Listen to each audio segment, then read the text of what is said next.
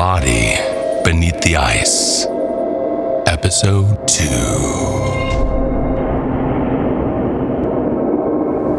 In episode 1, we examined the body of a man from 42,000 years ago.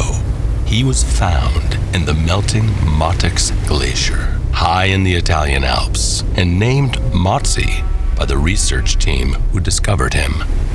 Motzi's remains suggested a disturbing pattern. Murder.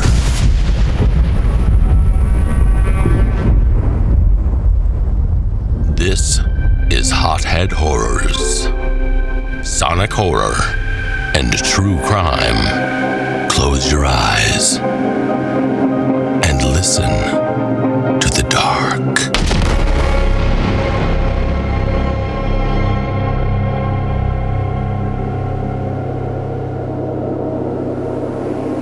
Along with Motzi's body, a cave was discovered with the skeletal remains of 42 people.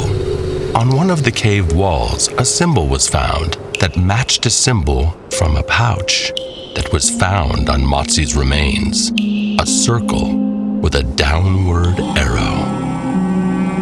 The fatal blows on these skeletal remains were linked to a knife that was also discovered with Motzi's body.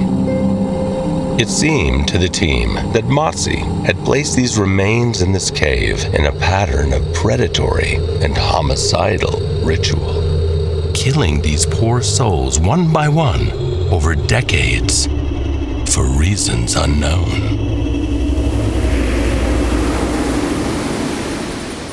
In the years following Motzi's discovery, 9 more cave grave sites were discovered.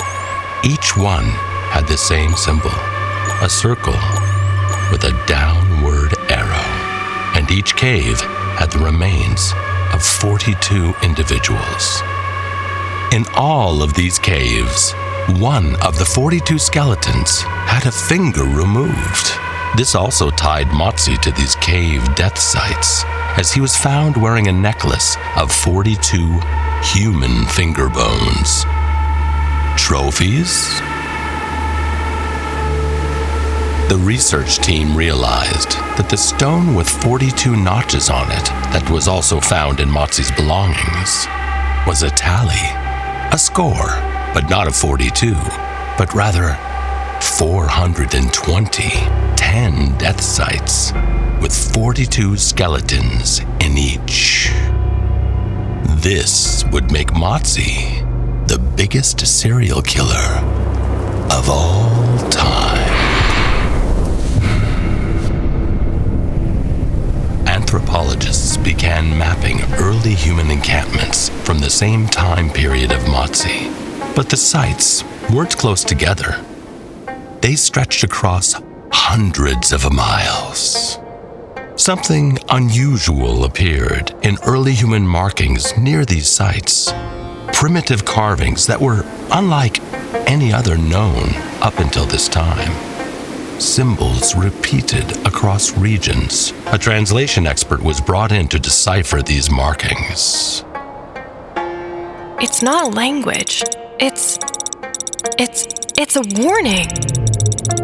The markings describe a figure, not a name, a behavior.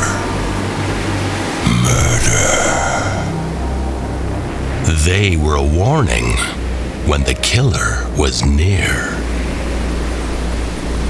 Imagine what it must have been like in one of these early human dwellings with a killer on the loose. The stories always began the same way. A fire left burning, a door left open, footprints appearing in fresh snow where no one should have been walking. The elders whispered that he came when the village slept. Not as a raider, not as a hunter, something worse. A lone figure standing beyond the circle of the firelight, motionless for hours, watching, waiting. I watched, I waited, I hunted. Then, before dawn, someone would be gone. A child, a hunter, a mother. No screams, no struggle, just an empty sleeping space and a trail leading into the darkness.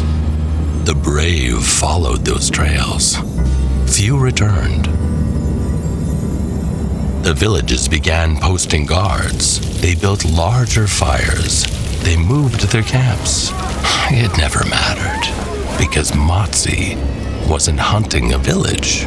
He was hunting people, and he always seemed to know exactly where to find them. I watched. For generations, fear traveled ahead of him. Mothers warned their children. Hunters carried charms against evil spirits. Entire settlements abandoned their homes when rumors spread that the silent man had been seen nearby. No one knew where he came from. I waited. They only knew that when strange footprints appeared in the snow, death would soon follow. I hunted. Evidence suggests early human groups weren't just aware of Motzi and his killings, they were also tracking him. Entire communities began shifting their behavior to avoid one man, the killer amongst them. They recognized the danger, the evil of this man. But the researchers believed at some point something changed. For the first time, villages began to coordinate. They made it a point to track the killer Motzi. Perhaps there were specialized groups of hunters assembled from many tribes whose only goal was to terminate this threat. In the end, Motzi was exposed, and the hunter became the hunted. He had many close calls with the hunters and escaped their spears and arrows by the skin of his teeth more than one time. But one day, his luck ran out. The hunters caught up to him, cornered him, and killed him. In the very spot he was found, 42,000 years later. They think I am the first. I am not the first.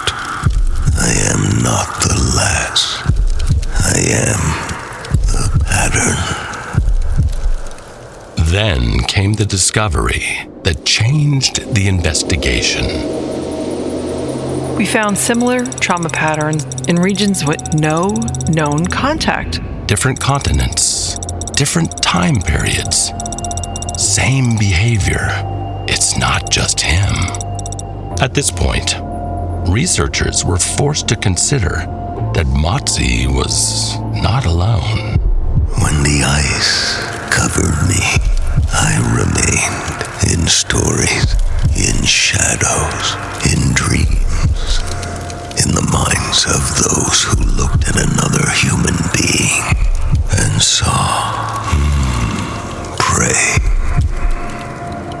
In episode 3, we will have a look at what happened after Motzi's demise and why the killings continued.